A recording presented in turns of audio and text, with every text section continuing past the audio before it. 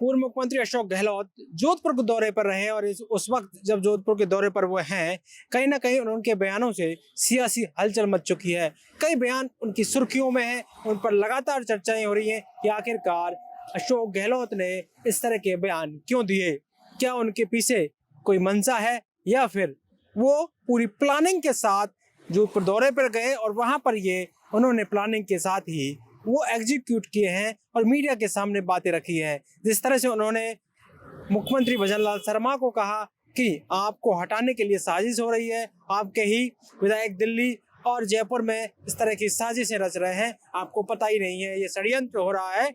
लेकिन इस बयान से कहीं ना कहीं एक बड़ी सियासी चर्चा हो गई कि आखिरकार पूर्व मुख्यमंत्री अशोक गहलोत ने किस तरह का बयान दिया है और उस पर फिर अलग अलग राजनीतिक हलकों के जो सियासी पंडित हैं उन्होंने कई तरह की बातें शुरू कर दी और अशोक गहलोत पर भी बीजेपी के बड़े नेताओं ने जुबानी हमला बोल दिया। हम कह सकते हैं कि लगातार इन बयानों से वो चर्चाओं में रहे और देखिए मजे की बात यह है कि उनके बयान जिस दिन वो गए उस दिन का बयान, उसके बाद अगले दिन बयान, फिर और उसके दिन बयान और लगातार तीनों दिन उन्होंने अलग अलग तरीके के बयान दिए हैं।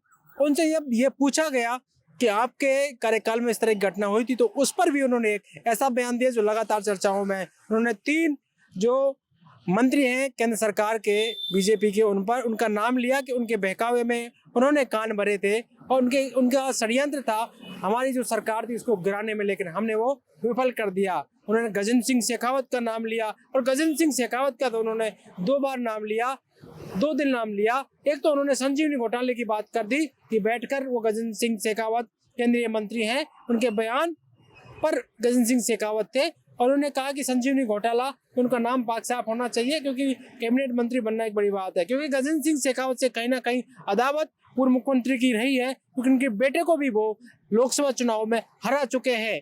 ऐसे में कहीं ना कहीं ये बयान भी चर्चाओं में था कि अब गजेंद्र सिंह शेखावत पर उनका जो बयान था उनका हम बैठकर चर्चा कर सकते हैं। ऐसी बातें करके आखिरकार पूर्व मुख्यमंत्री अशोक गहलोत क्या सियासी हवा देना चाहते हैं, इसके पीछे क्या वजह हो सकती है, इस बात पर भी लगातार चर्चाएं रही। लेकिन कहीं ना कहीं उनकी जो बात थी उस बात को भी उन्होंने छेड़ा और कई बातों को लेकर कहा।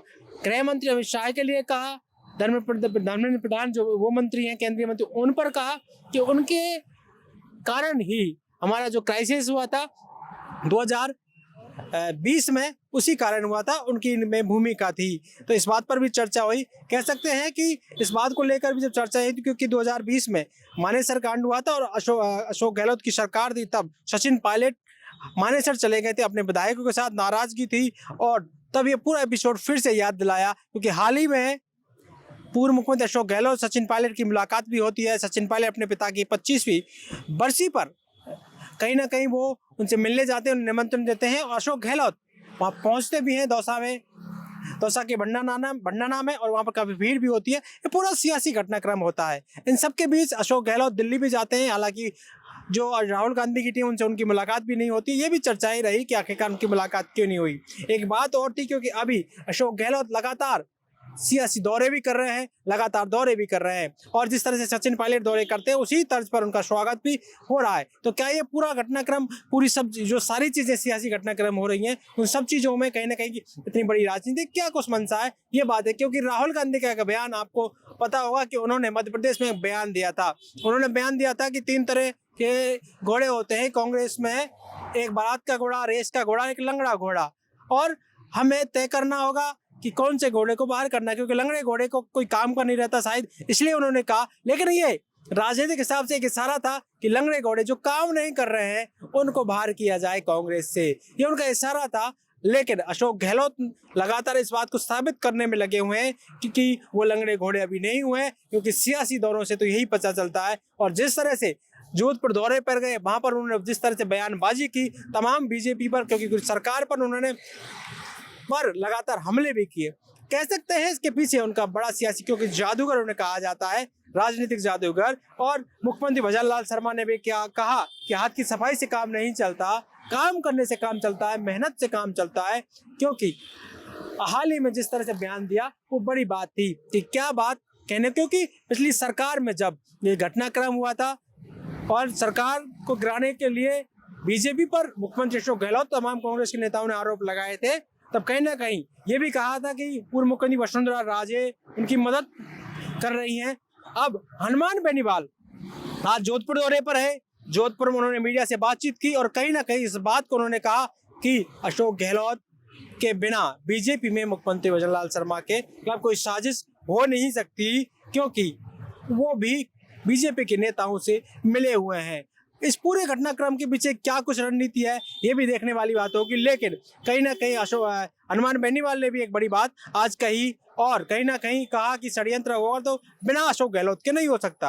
आपको समझना होगा पूरी गणित कि क्या, क्योंकि पिछली बार और उससे पहले बार जब भी मुख्यमंत्री वसुंधरा राजे रही, अशोक गहलोत रहे, तो गठजोड़ की बात रही। क्योंकि जब भी एक गुटबाजी की बात होती है तो अशोक गहलोत और सचिन पायलट गुटबाजी की बात हुई, तो कहीं ना कहीं एक बड़ी सभा जब होती है तो अशोक गहलोत और के खिलाफ जब पूरा मामला हुआ, षड्यंत्र की बात रची गई और ये बात सामने आई कि किस तरह का मानेसर कांड हुआ। उससे पहले पर्यवेक्षक जब 2022 में आए थे और कहीं ना कहीं ये बात हुई थी कि जो एलओपी है उनकी बात को माना जाए और जो कांग्रेस के लीडर हैं उनकी बात को माना जाए। अजय माकन उस वक्त प्रभारी थे कांग्रेस के राजस्थान के, वो यहाँ आए थे और मल्लिकार्जुन खड़गे अब राष्ट्रीय अध्यक्ष कांग्रेस के, वो आए थे और बातचीत की थी। लेकिन अशोक गहलोत अपने कुछ साथियों के साथ हेलीकॉप्टर से उठकर और वो चले जाते हैं माता के दर्शन करने, तरोट माता के दर्शन करने, और उसके बाद वो आते मिलते नहीं है। दूसरे दिन मुलाकात होती है उनकी, होटल में पूरी सरकार होती है,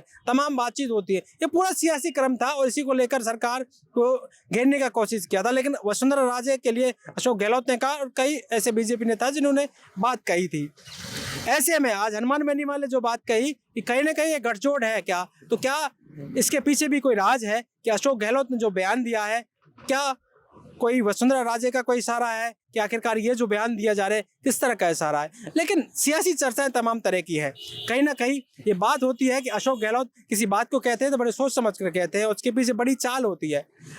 किस तरह से पूरा घटनाक्रम हुआ था और उस वक्त कहीं ना कहीं उसी बात को लेकर 3 मंत्रियों का नाम भी अशोक गहलोत ने लिया था। जिस तरह से पीछे जो कहानी हुई थी वो आपको बताई कि किस तरह से था, और हनुमान बेनीवाल का ये बयान भी आज चर्चाओं में रहा।